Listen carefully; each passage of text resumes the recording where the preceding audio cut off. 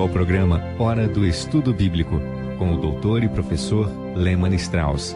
Este estudo é o resultado do tempo pessoal com o Senhor, da experiência de ministério pastoral e das conferências bíblicas do Dr. Lehmann Strauss, que nos instrui e encoraja com o ensino da Palavra de Deus. Agora com você, Hora do Estudo Bíblico, na apresentação de Aurélio Campos.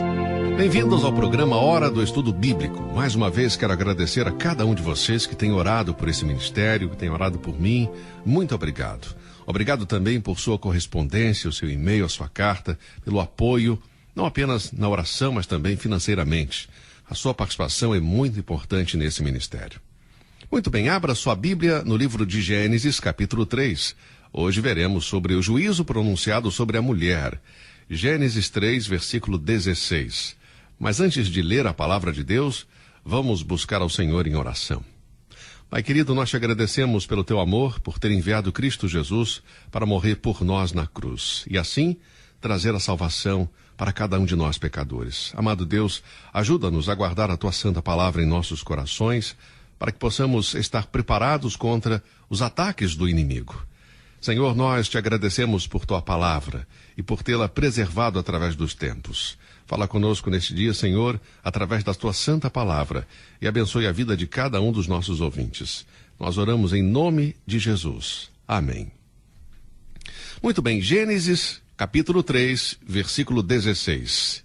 E a mulher disse: multiplicarei grandemente a tua dor e a tua conceição. Com dor darás luz filhos, e o teu desejo será para o teu marido, e ele te dominará. Ou, dito de outra forma, estarás sujeita a teu marido. Ou seja, o marido será o cabeça do lar. Bem, vamos ver este juízo pronunciado por Deus sobre a mulher. Primeiro vamos ver a ordem que Deus pronuncia os juízos. Deus começa pronunciando a sentença contra o diabo. Por que começa contra o diabo? Bem, porque começou tudo com ele. Foi Satanás que invadiu a terra e levou Adão e Eva para longe de Deus. Colocou em dúvida o que Deus tinha dito e enganou Eva, fazendo ela acreditar que Deus era mau e cruel, e no fim, colocou Eva em um lugar em que ela negaria a palavra de Deus. E como resultado dessa dúvida e engano, ela desobedeceu. E depois Adão, comendo com ela, se tornou uma vítima da mentira de Satanás. Adão e Eva foram separados de Deus espiritualmente. Eles morreram espiritualmente e, eventualmente, também morreriam fisicamente. E nós, sendo a semente, os descendentes de Adão, herdamos a natureza pecaminosa dele, estamos separados de Deus. E Deus tornou possível voltar para ele oferecendo um sacrifício e uma cobertura para o pecado humano. Bem, Deus começa com Satanás e fala com o diabo nos versículos 14 e 15. Então o Senhor Deus disse à serpente: porquanto fizeste isto, maldita serás mais que toda a fera, e mais que todos os animais do campo. Sobre o teu ventre andarás, e pó comerás por todos os dias da tua vida. E porei inimizade entre ti e a mulher, e entre a tua semente e a sua semente. Esta te ferirá a cabeça, e tu lhes ferirás o calcanhar. Agora nós já vimos a sentença de Deus sobre Satanás, a serpente, e que ele já está vencido. Só esperamos a execução. Vimos isso no estudo passado. Agora, como Eva foi que primeiramente cedeu à mentira de Satanás, seguiu o conselho do diabo e desobedeceu a Deus, ela é a próxima a receber a sentença divina. Primeiro o diabo, depois Eva. Observe com cuidado como a serpente e a terra são amaldiçoados, tanto a serpente como a terra. Deus diz à serpente: porquanto fizeste isto, maldita serás mais que toda a fera.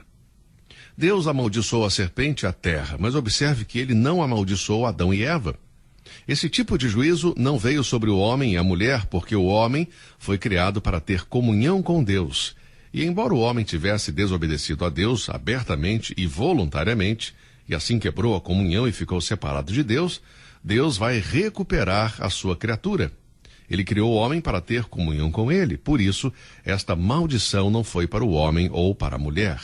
No entanto, ambos devem sofrer. O salário do pecado é a morte, e desobedecer a Deus sempre traz consequências inevitáveis. Gálatas 6:7 diz: não vos enganeis, de Deus não se zomba, pois tudo que o homem semear, isso também ceifará. Agora, qual é a sentença que Deus pronunciou sobre Eva? Vamos ver o versículo 16. E a mulher disse: multiplicarei grandemente a tua dor e a tua conceição, com dor darás à luz filhos. Ser mãe é um papel sagrado que ela tem o privilégio de realizar. Creio que a mulher sabe disso e valoriza. E creio que toda jovem recém-casada espera por esse dia, dar à luz a um filho. Há exceções, mas geralmente é assim. Antes da queda, antes de Adão e Eva pecarem, eles poderiam ter filhos, porque Deus disse no capítulo 1, versículo 28, e Deus os abençoou e lhes disse: frutificai e multiplicai, enchei a terra e sujeitai-a. Eles poderiam ter tido filhos. Se Adão e Eva tivessem filhos antes da queda, antes de pecar, enquanto eles estavam em um estado de inocência, essas crianças teriam nascido sem produzir dor alguma. Observe o que Deus diz à mulher: multiplicarei grandemente a tua dor. Assim que toda mulher, embora espera ser mãe, sabe que quando esse momento chegar e trazer o bebê ao mundo, ela vai sofrer. Sendo homem, não sei nada a respeito. Minha mãe sempre usava isso para provocar o meu pai, pois eles tiveram 7 filhos e me lembro de meu pai reclamando por causa de uma unha encravada ou de alguma dor, e a minha mãe dizia: se vocês homens tivessem bebês em vez das mulheres, certamente teriam apenas um. Em outras palavras, ela estava dizendo: vocês não sabem a dor que é. Uma unha encravada pode doer, ou uma dor no estômago pode te incomodar, mas você não sabe o que realmente é a dor até dar à luz a um filho, dizia minha mãe. Agora, ser mãe é uma função sagrada e a maioria das mulheres casadas esperam este momento, ainda que esteja associado à dor. Já passou por sua cabeça que essa sentença que Deus pronunciou sobre Eva foi por causa da sua desobediência? E porque ela pecou antes de Adão, Deus pronuncia um juízo sobre ela antes de Adão. Deus amaldiçoou o diabo e não lhe deu esperança de perdão. Deus nunca proferiu uma maldição sobre Adão e Eva. É impossível Satanás ser redimido. Jesus não morreu na cruz para salvar os demônios. Os anjos caídos não têm esperança de restauração. Eles tomaram uma decisão. Eles eram criaturas celestiais, estavam em total comunhão com Deus, uma relação diferente do homem. Em nenhum lugar das Escrituras lemos sobre demônios redimidos. Jesus não morreu por seres espirituais. Ele morreu pela raça humana. Ele morreu pela posteridade de Adão, por seres humanos como você e eu. Portanto, não há esperança para Satanás. Ele não está redimido, não será salvo. Ele foi amaldiçoado. Mas Deus não pronuncia uma maldição contra Eva ou Adão, mas pronuncia juízo sobre eles.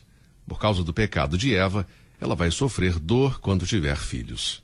Quando Paulo escreveu a epístola a Timóteo, sua primeira epístola no capítulo 2, versículo 15, diz: salvar-se-á a mulher, porém, dando à luz filhos. Agora há aqueles que pegam este versículo de 1 Timóteo 2,15 fora do contexto e dizem que a mulher que tem um bebê será salva. Bom, não é isso que o versículo diz. Quando Paulo disse que seria salva dando luz a filhos, estava simplesmente dizendo que através da mulher seria provida a salvação para a humanidade. Cristo nasceu de uma mulher para prover a salvação para os pecadores?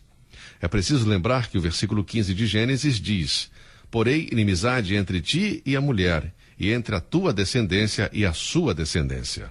E a semente da mulher seria Cristo. Por meio de Cristo, Deus proveria pelos pecados do mundo. Proporcionaria um Salvador, de modo que se havia esperança de salvação, esta viria através de uma mulher dando à luz um filho.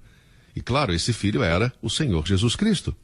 A partir deste momento, toda mulher esperava ou acreditava que seu filho poderia ser o Messias, o Redentor prometido. E é por isso que as mulheres no Antigo Testamento sempre esperavam ter um filho. Na realidade, se uma mulher não engravidava ou só tinha filhas, era muitas vezes negligenciada. Portanto, temos aqui o juízo pronunciado sobre Eva. Em Gálatas 4, versículo 4, lemos: mas, vindo a plenitude dos tempos, Deus enviou seu filho, nascido de mulher, nascido sob a lei. Senhoras, mães, pensem por um momento como seria maravilhoso ter filhos sem sentir nenhuma dor. Esta é a sentença que Deus pronuncia sobre as mulheres. Mas isso não é tudo. Não apenas sofreria a dor do parto, mas Deus também disse: e o teu desejo será para o teu marido, e ele te dominará. Seu marido será o cabeça do lar, ele te dominará. A vontade da mulher está sujeita ao marido, e o marido deve governar o lar. Isso não é uma profecia de escravidão para as mulheres, não é isso? Isto não despreza as mulheres, simplesmente dá a supremacia ao homem, a liderança sobre a mulher, sobre a sua esposa. Na verdade, foi uma confirmação da autoridade que Deus havia dado ao homem na criação. Você se lembra que no capítulo 2, versículo 18, Deus deu Eva para Adão. Ele a deu a Adão para ser uma ajudadora, para suprir a sua necessidade. Em outras palavras, ele precisava de uma companheira. E desde o início da criação da mulher, ela deveria depender do marido. Ela não foi criada para ser independente do homem. Ela não foi criada para liderar o homem, mas para depender do homem. Agora, na nação de Israel, a posição das mulheres é de subordinação. Não de opressão, mas de subordinação. Seu marido não a trata como uma escrava, como vemos em algumas nações hoje. A Bíblia não ensina isso. Quando chegamos no Novo Testamento, o cristianismo coloca as mulheres em um nível muito elevado e a um nível de igualdade com os homens em termos de relacionamento espiritual. Paulo diz em Gálatas, capítulo 3, começando com o versículo 26. Porque todos sois filhos de Deus pela fé em Cristo Jesus, porque todos quanto fostes batizados em Cristo, já vos revestistes de Cristo. Nisto não há judeu nem grego, não há servo nem livre, não há macho nem fêmea, porque todos vós sois um em Cristo Jesus. Gálatas 3, versículos 26 a 28.